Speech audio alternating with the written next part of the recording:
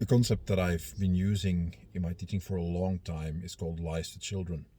What it means is that you simplify something at first and then add complexity later.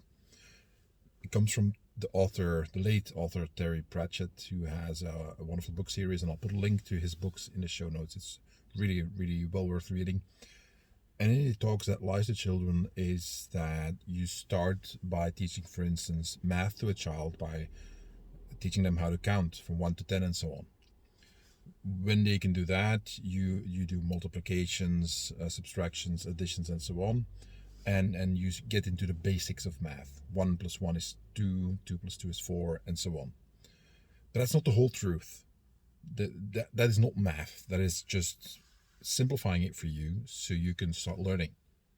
Then they get a little bit older, they have more math, and then the teacher says, you know what, wasn't wrong what you learned so far, but we kind of lied to you to make it easy, and now we're going to actually give you some more truth. And that is, for instance, example I always give is, it wasn't 1 plus 1 equals 2, it's plus 1 plus 1 equals plus 2, because you've got positive and negative numbers. And then by then probably teenager goes like, oh wow, okay, math is vastly more complicated than I thought, and you learn some more. And then all the way up to going to university and high level math studies in which it's really advanced. And then you also learn like, well, it wasn't wrong what you learned in high school, but it's not the whole thing. There's a lot more to it. That is something that I often find missing when I look at a lot of what is going on in the martial arts and self-defense world. In part, I guess it's to blame because of social media has created this culture in which we basically want to have short, concise, easy to digest pieces of information, whether it's written or video or audio, doesn't matter, and make it simple. Like, okay, this is the answer, the best way to block a haymaker punch, the ultimate street fighting technique that will help you beat any attacker in mere seconds, all that kind of stuff. I'm not saying it's wrong per se what these people who make these kind of videos and write these articles. I'm not saying that it's wrong per se what is in there, just that I often feels like it's a lies to children thing. It's like, yes, it's true, but there's a whole lot more. And in that regard, what I like to do is talk about nuances. Okay, so what is this thing like? Where is it black and white? Sure, but what are the shades of gray in between? Because I believe that the true skill, the true knowledge lies in the nuance. You got the 80-20 principle. Well, just because you know the 20% doesn't mean that you're the great expert, because a lot of the actual nuances are in the 80% that most people then discard as like, yeah, but that's not the most important part. We can argue, but that 80% is a really big chunk of information that you're not looking into, and which is not relevant in most cases, except when you really need it. And that's where I think it's often a little bit problematic in the martial arts and self-defense world, in that a lot of people like to talk in these simplistic oversimplified versions of reality, training, facing violence, and so on. And again, to each his own.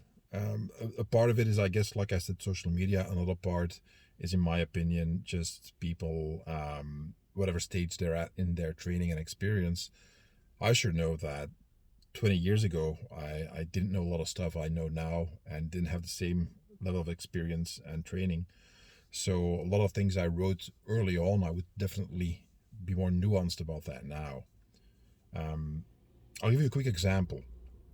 One of the things you still hear, I mean, I heard that when I started training really long time ago, almost 40 years ago, and it's still going on today. You can see a lot of people repeat that, and it's like, if you punch somebody in the head, you have to aim for the back of his head. So you hit the face, and then you have to aim for the back of the head. That's how deep you have to go into the target, and that's simply not true. Or I should say, that is a lie to children. It is true for a certain type of impact. And then we get to one of my favorite concepts called the 5 types of impact, which I've written about in my books and shown in my instructional videos at length. Why? Because I think it's all must be over 30 years ago when I first learned about that in an old Bushido manual, and it had a more simplified version than what I teach now, and it changed the way I train. So 5 types of impact are penetrating impact, and that's what the folks are talking about.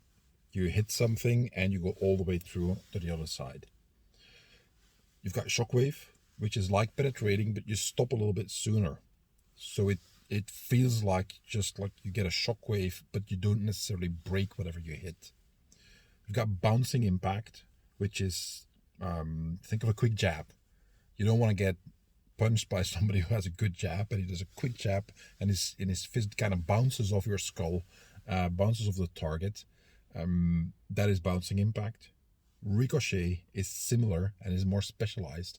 Is in just like bouncing impact, you hit a target, and instead of coming back in the same line that you attacked it, you go off in a different direction. So you shoot a punch in straight and it ricochets off to the side to do something else. And then the 5th type is cutting or slicing, which is traveling across as opposed to deep into and through.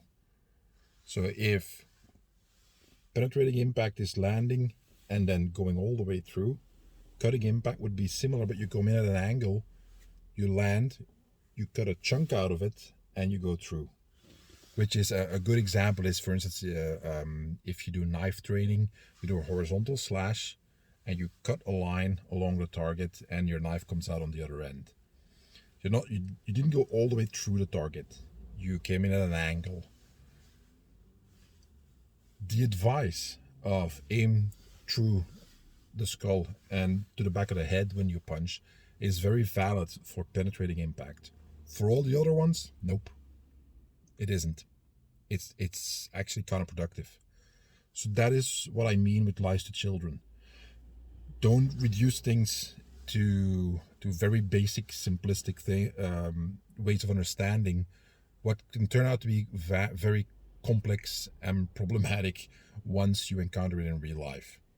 Does that mean that if you always try to hit to the back of the target that it won't work? No, obviously not. If that's how you train, you're probably going to develop a really solid punch, a really solid kick. The issue is that the four other types of impact won't be available to you. And there will be circumstances in which those are the better choice.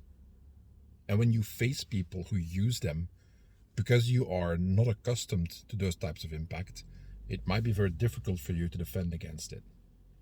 So that is where I think the lies to children actually can harm you if you stick to that recommendation, hit all the way through the target, come out the other side. It's not wrong per se, it's just very limited. All right, that's it for today. Hope you guys enjoyed this. Bye.